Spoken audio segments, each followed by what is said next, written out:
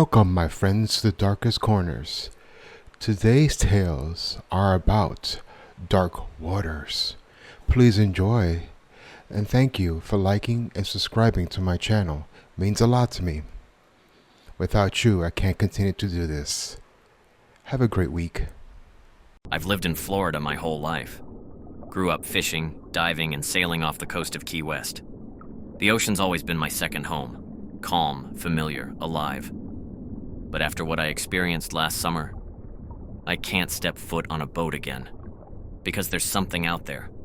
Something pretending to be human. That isn't. This is my story. It was late June, lobster mini-season. My buddy Chris and I took his little center console out before sunrise. The air was thick and salty. The sky a deep orange bleeding into the horizon. We headed about 5 miles offshore, to a reef we called the Cathedral. Huge coral arches like an underwater church, perfect for diving. I slipped into the water, bubbles rising around me. Everything down there was calm. Bright fish darted between coral heads, and the morning sun made the sand glow silver. Then, I heard it. At first, I thought it was whale song, faint, echoing through the deep. But it wasn't low or mournful. It was beautiful, soft, haunting, like a woman singing just out of sight. It drifted through the current, wrapping around me in waves. My chest felt light, my limbs heavy. I forgot about everything, the reef, the air in my tank. Everything except that sound. I surfaced fast, pulled off my mask. "Chris, you hear that?" I shouted. He shook his head. "Hear what?" "The singing." "It's..." And then I saw her. About 50 feet away, floating just under the surface, was a woman. Her hair drifted around her like dark seaweed, her skin almost glowing beneath the water. She was watching me. I yelled, thinking she might be a diver in trouble, but she didn't answer. She just smiled, slowly, and vanished beneath the surface. I dove down after her. And that's when I saw what she really was. From the waist up, she looked human, but from the waist down, she shimmered with silver-green scales. Her tail was massive, not pretty or delicate like you'd imagine, but strong, powerful, like a shark's. She hovered near the coral, head tilted, watching me. Her eyes weren't human. They were completely black, no whites, no pupils, and just endless darkness. I froze. Then she moved closer, fast.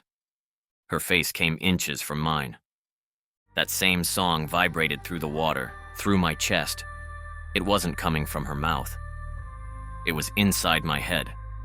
My air gauge beeped. I was out of time. I kicked upward.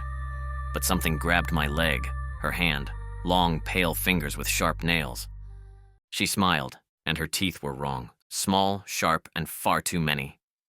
I thrashed dash dash, bubbles exploding around me, and then she let go. I broke the surface, gasping, pulling myself onto the boat. Chris stared at me. "Dude, what the hell happened? You look like you saw a ghost." "I think I did," I said.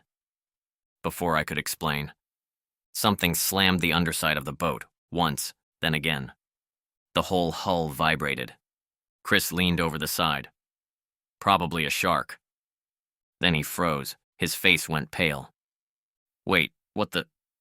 I looked dash dash, and she was there, circling the boat. Her face tilted up toward us, hair streaming behind her. That same slow smile. Then she began to sing. This time it wasn't soft. It was angry, piercing.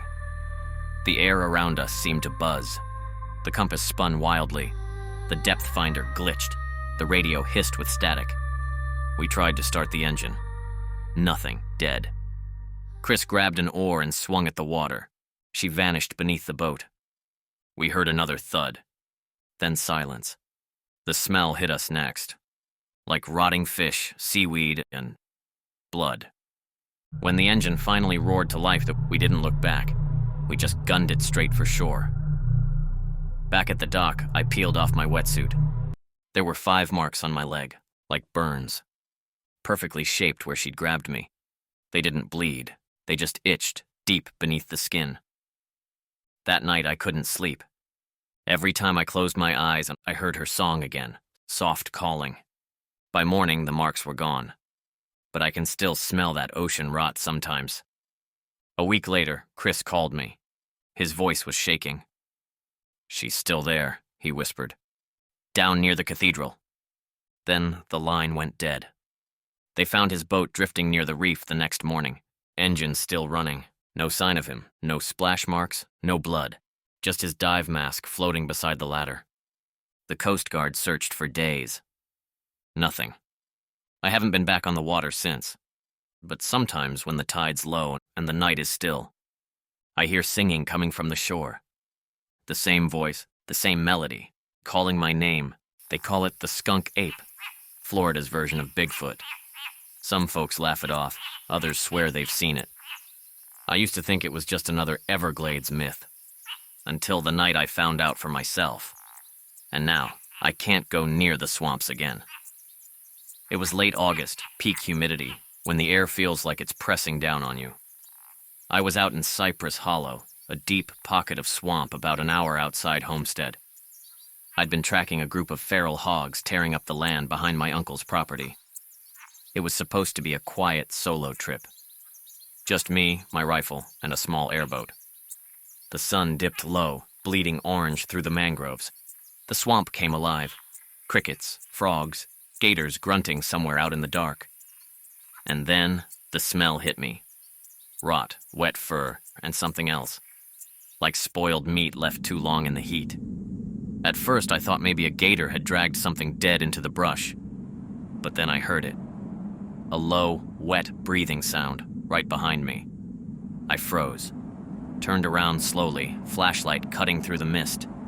And that's when I saw the eyes. Two glowing amber orbs reflecting the beam. Too high off the ground to be a hog or gator. Whatever it was, it stood nearly 8 feet tall. Its fur was dark, matted, soaked with swamp water. It had long arms hanging past its knees, and a chest so wide it looked like it could crush a man with one hit. It didn't move at first, just stared, and then it let out a sound. Something between a growl and a scream. It shook the trees. Birds exploded out of the canopy. I dropped my flashlight. When I grabbed it again, it was gone. I tried to convince myself it was a bear, but bears don't walk upright like that. I climbed back into the airboat, heart pounding, and started toward the dock. But the swamp had gone silent. No frogs, no insects, just the engine and the slap of water under the hull. And then, something hit the back of the boat. Hard. The whole frame lurched. I spun around, flashlight shaking in my hand. And there it was, again. Running through the shallow water, keeping pace with the boat. I pushed the throttle full open. The thing let out another scream. A deep, guttural roar that echoed across the swamp. For a second, I saw its face in the beam of the light.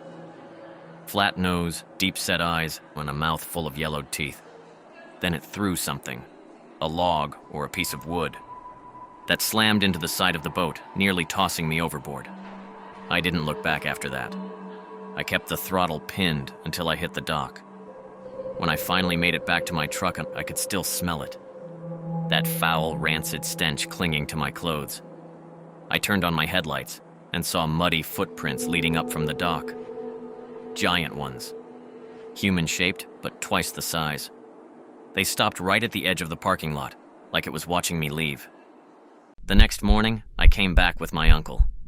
But the prints were gone, washed away overnight. He told me he'd heard about that thing for years. Said locals see it near the old Cypress stands, usually right before a storm. I asked what they thought it was. He just said one word. Old. I don't know what it was I saw that night, but sometimes when I drive past Cypress Hollow, I catch a whiff of that same smell. Wet fur, rot, and mud.